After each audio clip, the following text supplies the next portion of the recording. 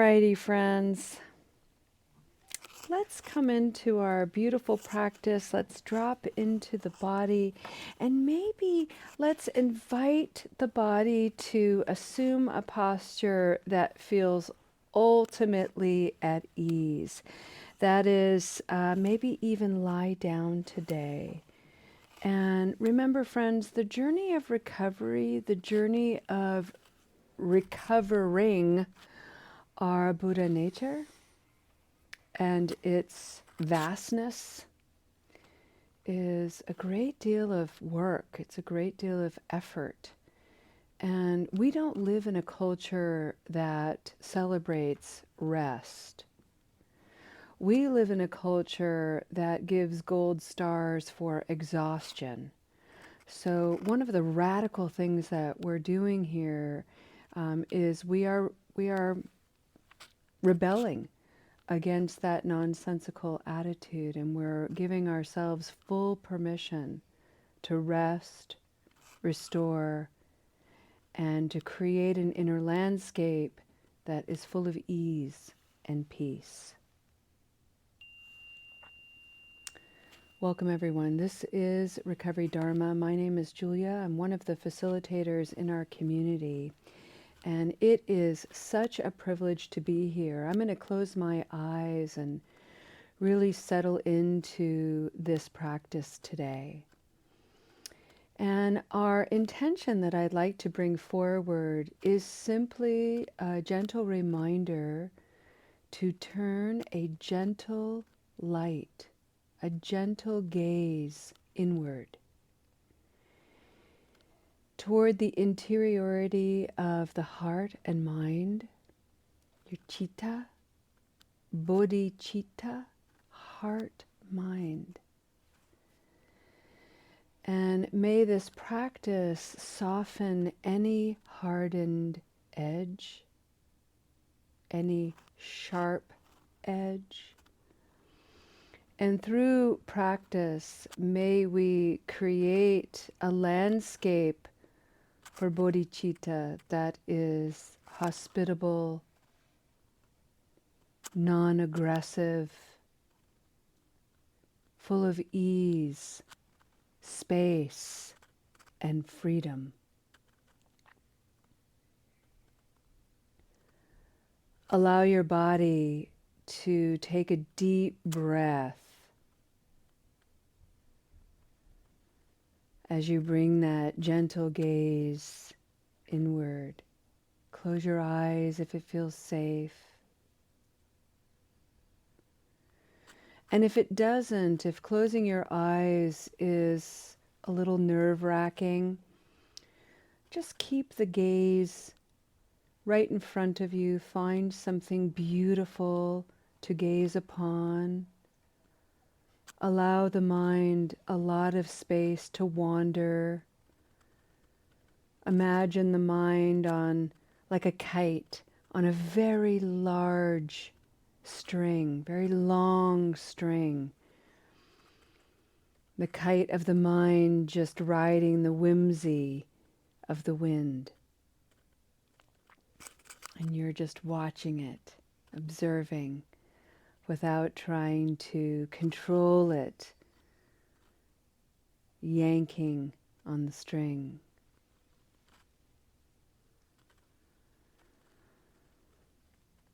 It is February 1st, and we are beginning a new exploration after spending the entire month of January exploring the mindfulness practices of the body.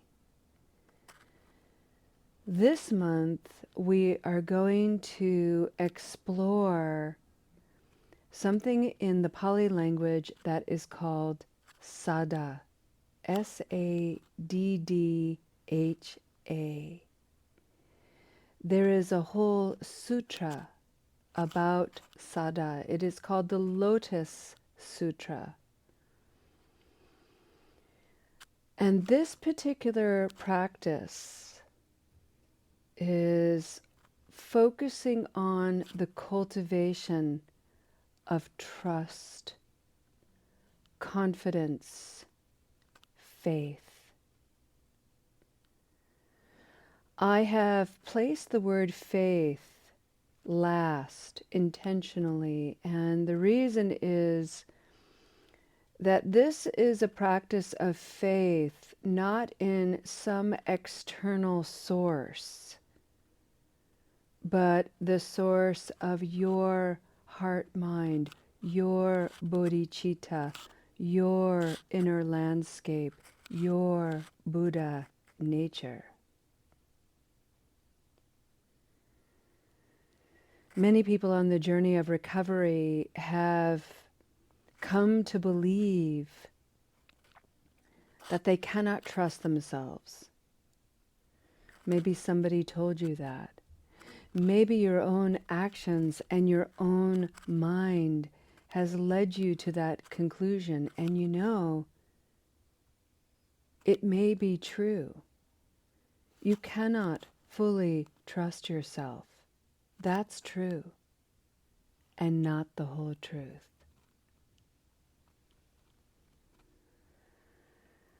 Trusting ourselves is a practice.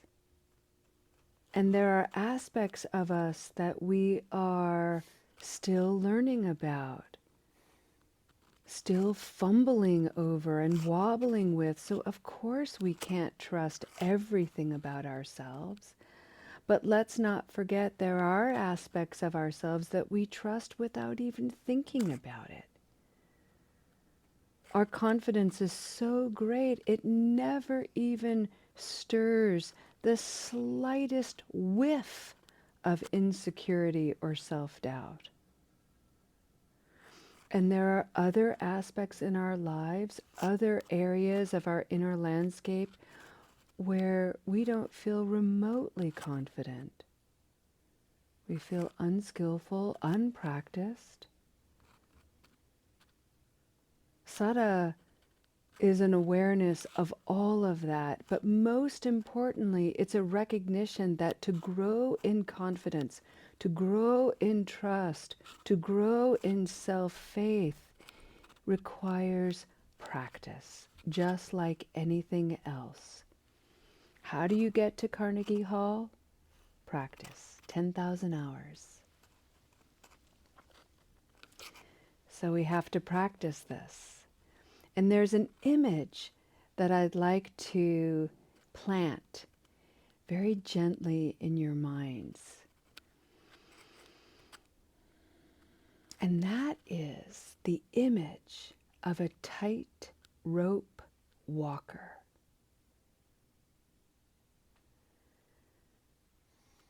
An acrobat who, for some inexplicable, unfathomable reason, feels called to walk a rope, a cable, high above the ground, maybe with a net, maybe not, from one point to another. Fascinating.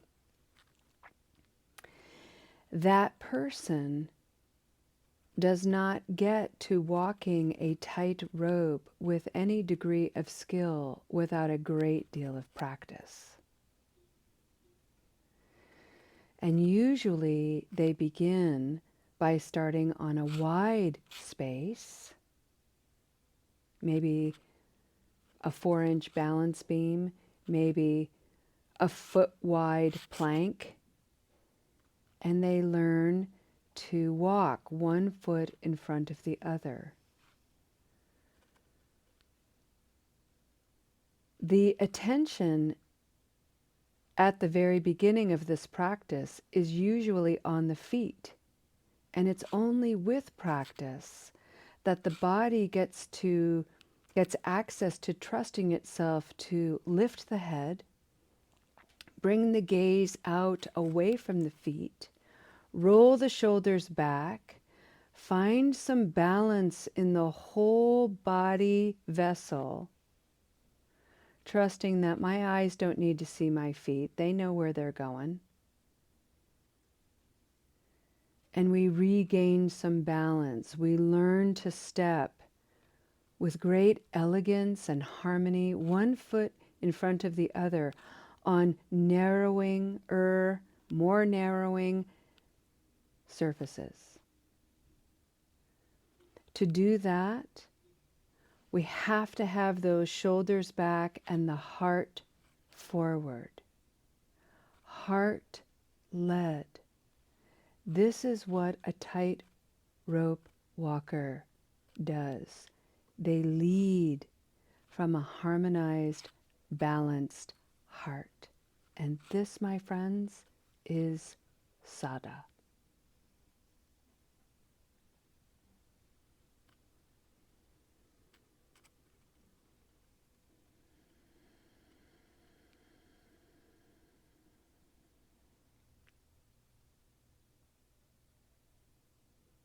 And you can bet they have fallen many times. They have been caught many times. And every time they learn something new, every time they fall, the error becomes the very thing that strengthens the next step forward, the next step on that narrower path, that focused and highly concentrated path.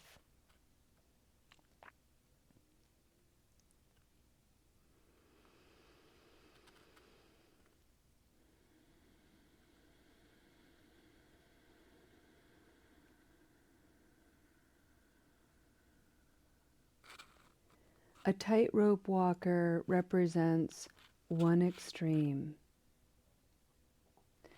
Somebody in active substance use represents another extreme. That person in active use is all over the place. No balance. Not able to step one foot in front of the other. Many side steps, many wobbly steps. Lots of face plants. Lots of backward mobility as well. And somewhere in between, we find our own path, we find our own rhythm and harmony, we find our own expression of Saddha. This is extremely personal and highly complex, and only you can carve this way for yourself. I cannot tell you what your Saddha-led path will look like. You have to tell me.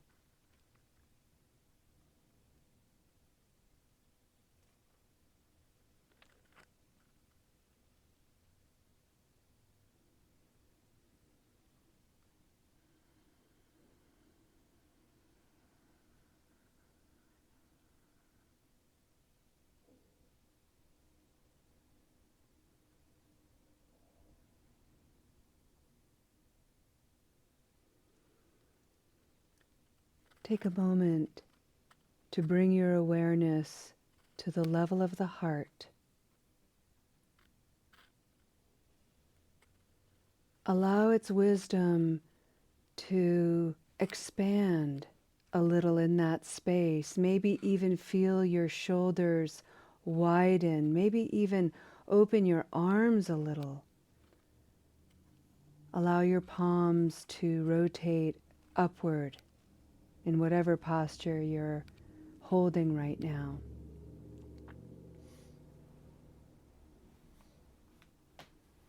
Allow your body to receive your wisdom.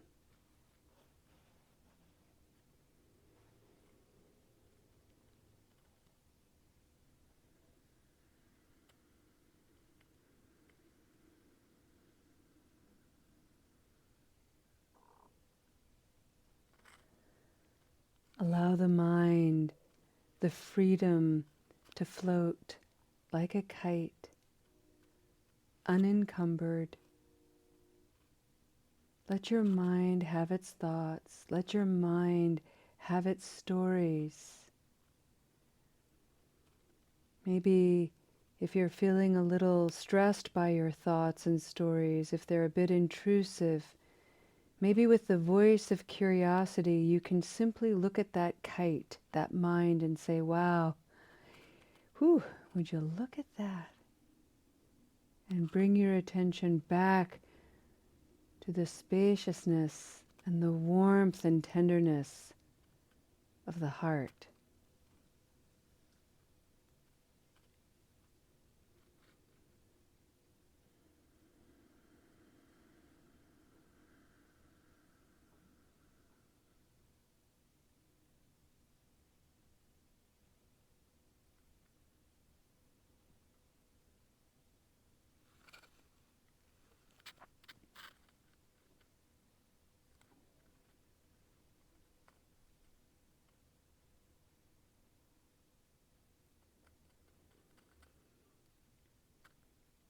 As we take a gentle step toward the conclusion of this practice today, bring your left hand to the space of the heart, if that feels comfortable for you, and bring the right hand on top of the left hand and gently press.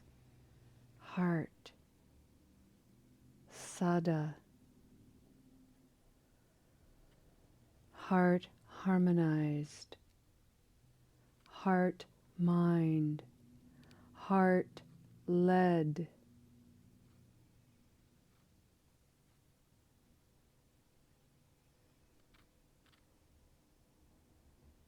Breathing in,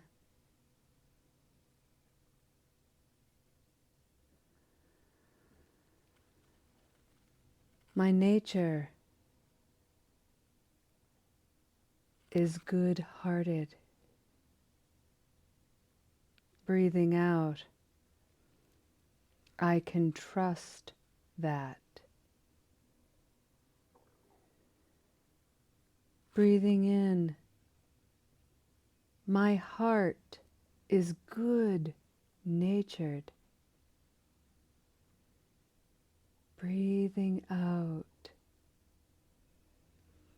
I am confident in that.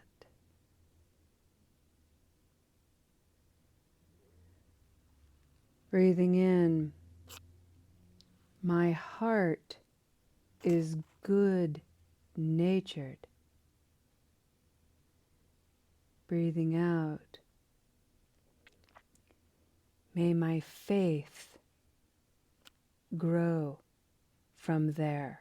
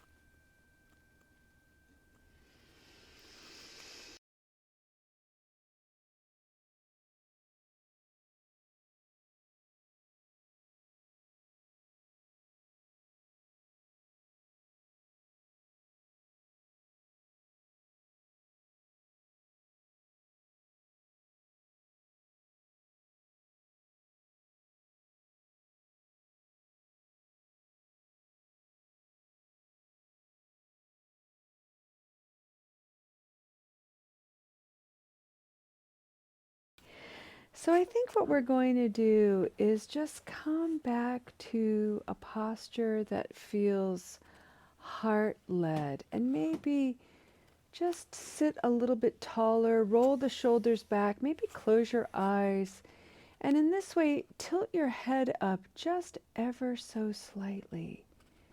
Really allow that heart some space. And what Mike brought forward that I think is really important to remember with the Saddha practice is anytime we are vulnerable, there is a habit energy of armoring that vulnerability, armoring against that hurt. The body does it naturally. It builds a scar to protect the healing process that's going on underneath. And when the healing is good, it leaves a pretty minimal scar. Emotionally, psychically, and in the mind, we have this tendency to build just so many layers over that tender heart, to avoid pain, to avoid being hurt. And let's not forget that we've encountered people in our vulnerability who have taken advantage and find delight in digging, shooting an arrow. And so no wonder we have that reaction. But the Saddha practice reminds us that underneath all of that armor is something soft, something tender, something vast and powerful. Your good heart. And when we cultivate that, the unarmored heart, we begin to recognize that less and less can really hurt us externally because we've created an internal environment that is so spacious, so forgiving, so full of compassion and understanding that it just all filters through. But it is a practice. Friends, may your practice bring you peace and ease. May your practice bring you clarity and anchoring. May your practice remind you of the deep internal faith and the power of Saddha alive and well in you. Thank you for your practice. We'll see you next time. Namaste.